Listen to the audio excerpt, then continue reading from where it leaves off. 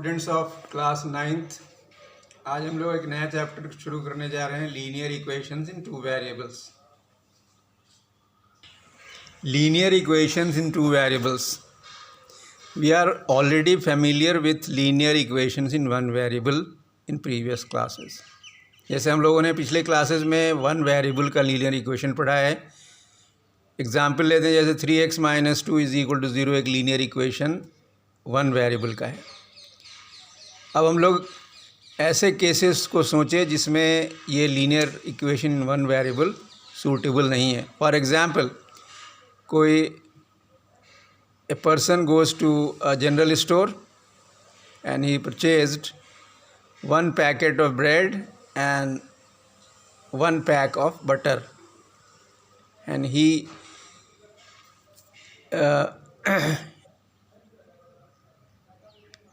he gave the shopkeeper ₹72.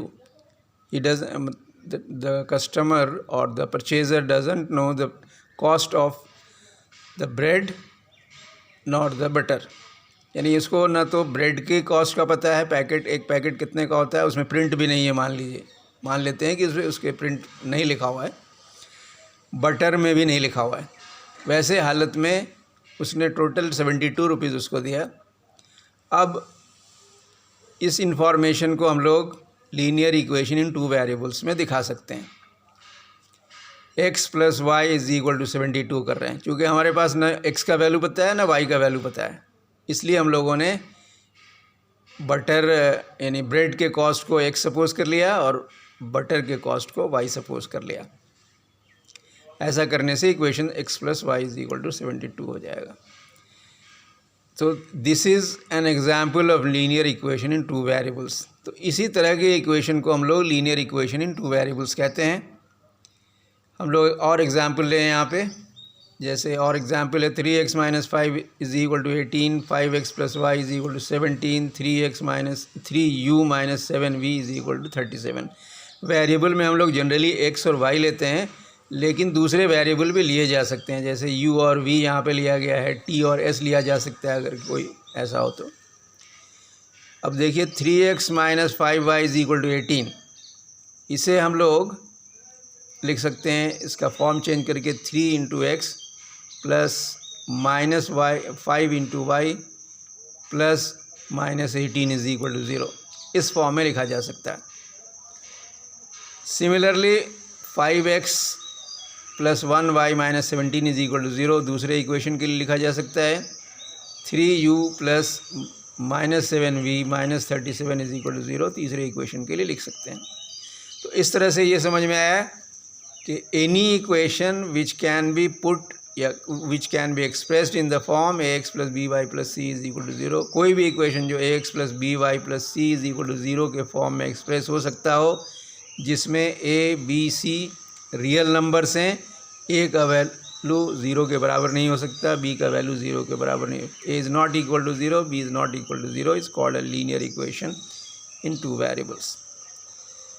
Equations of the type ax + b = 0 हम लोग पिछले class में पढ़ चुके हैं कि वन वेरिएबल का इक्वेशन होता है ax + b = 0 जनरल फॉर्म।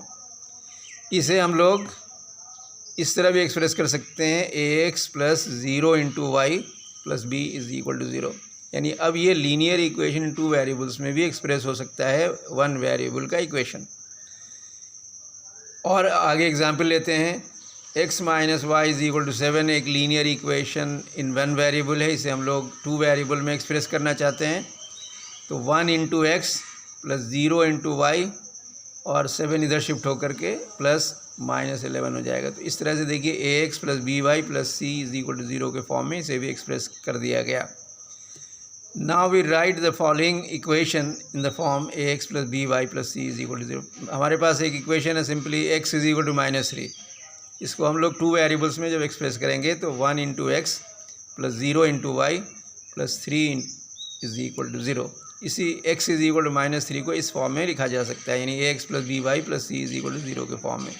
इसी तरह 3x = 7 है, तो इसे हम लोग लिख सकते हैं 3 × x + 0 × y + -7 = 0। तो इस तरह से हम लोगों ने सीखा कि किसी भी वन वेरिएबल के इक्वेशन को टू वेरिएबल्स में कैसे दिखा सकते हैं, या टू वेरिएबल का एक जनरल इक्वेशन क्या होता है, उसमें ए बी सी का क्या वैल्यू है, ए का और ए बी सी क्या हो सकते हैं।